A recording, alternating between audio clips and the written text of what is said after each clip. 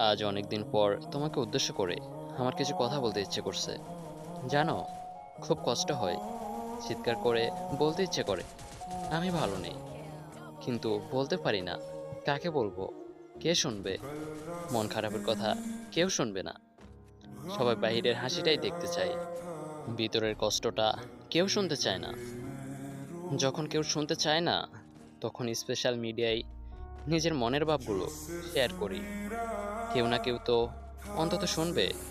আমি আমার বুকে হাত দিয়ে বলতে পারি, আমি এক নারীতে আসক্ত পুরুষ। আমি এক নারীর জন্য অসহায় এক পুরুষ। আমি এক নারীর জন্য শূন্যতা অনুভব করি। আমি এক নারীকে পাওয়ার জন্য পাগলামি করি। আমি এক নারীর জন্য নিজেকে রোজ গুছিয়ে রাখি। আমি এক নারীকে হারানোর বয়ে রোজ কান্না করি। আমি ওই নারীর জন্য জীবন দিয়ে দিতে পারি, তবু ওই নারীকে বাদে অন্য কোনো নারীকে আপন করতে পারি না। আমি নিজেকে নিয়ে প্রাউড ফিল করি। প্রিয়, আমি আর বলবো না তুমি আমাকে ভালোবাসো। আমি আর বলবো না তুমি আমাকে আগলে রাখো। আমি আর এটাও বলবো না তুমি আমাকে ছাড়া অন্য কোনো ছেলের সাথে কথা বললে আমার কষ্ট হয়। আমি আর এটাও বলবো না তুমি শুধু আমার হয়ে থেকো। আমি শুধু এটাই বলবো, আমাকে আর কষ্ট দিও না। হয়তো তুমি কখনো বুঝোইনি যে তোমাকে কতটা ভালোবাসা হয়েছে। বুঝলে তুমি নিজেই অবাক হয়ে যেতে। ভালোবাসি ভালোবাসি সবাই বলে, কিন্তু আমারটা একটু অন্যরকম। তুমিও বুঝবে, হয়তো তুমি বুঝবে সেদিন, যেদিন আমাকে হারিয়ে ফেলবে। শেষ পর্যন্ত আপনিও এমন করলেন, আমি আর কাকে বিশ্বাস করব? জানেন, আপনার জন্য আমার খুব কষ্ট হয়। রাতে ঘুমাতে পারি না, প্রচুর মাথা ব্যথা হয়। জানি না কবে কখন মাথা উল্টোপাল্টা হয়ে যায়।